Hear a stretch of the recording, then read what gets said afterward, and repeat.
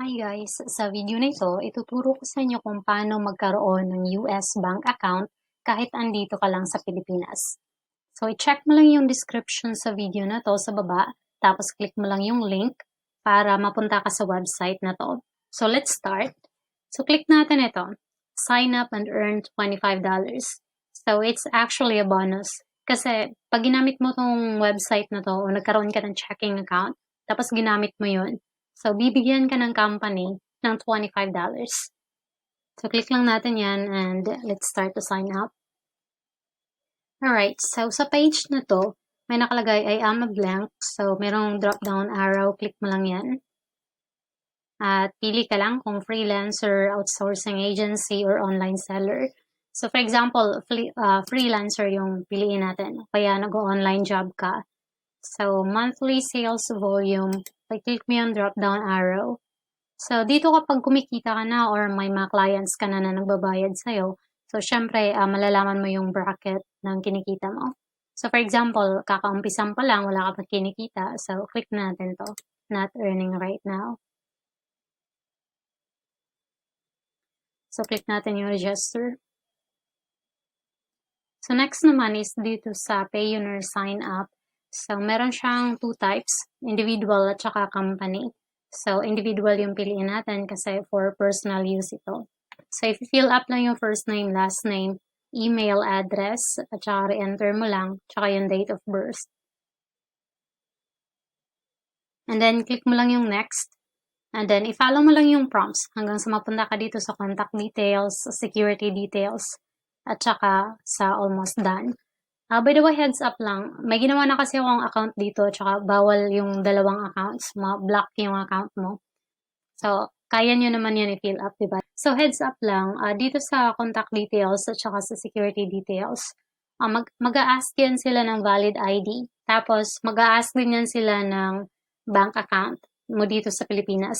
So, kung kunyari, for example, if wala ka pang bank account, so, ang gawin mo lang is pwede ka naman mag-sign up sa Union Bank, yung iyon card nila, or GetGo na card. So, pwede ka mag-sign up online, napakadali lang, tsaka mabilis sila mag-approve.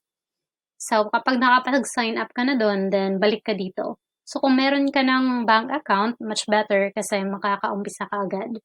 So, just continue mo lang yan hanggang sa makagawa ka ng account. So, pag tapos ka na mag-sign up, balik ka dito sa payoneer.com, click mo yung sign in.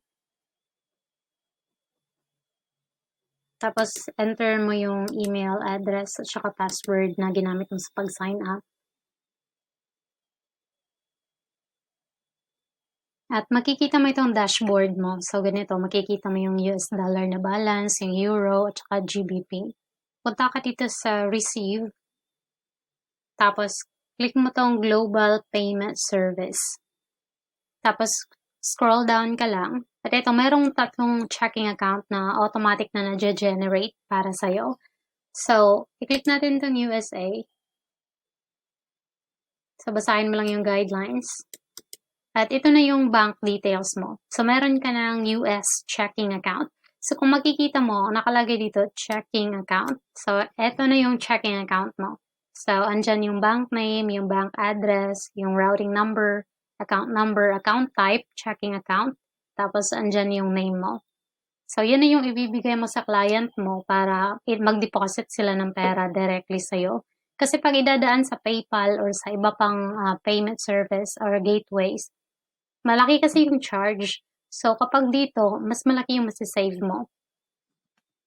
Tapos, if ever na gusto ni client ng verification to make sure na US account talaga siya na legit, so punta ka lang dito sa account confirmation statement. Tapos, click mo tong confirmation of account, of receiving account.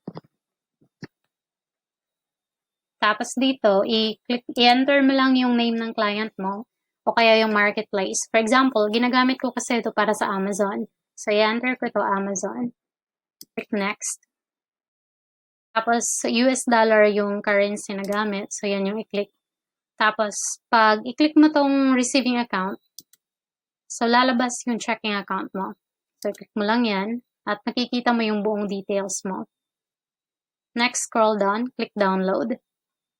At ito na yung dinownload natin na confirmation of account. So, ito yung makikita mo, yung date kung kailan mo siya dinownload. Tapos, attention, yung name ng client mo or yung marketplace. Yung nilagay ko is Amazon. Tapos, makikita dito yung account holder's name, at saka yung address, at saka nandito na yung receiving account details for US dollars. Yung routing number, account number, date of issue, at saka bank name. So, ito yung letter na isa-send mo sa client mo.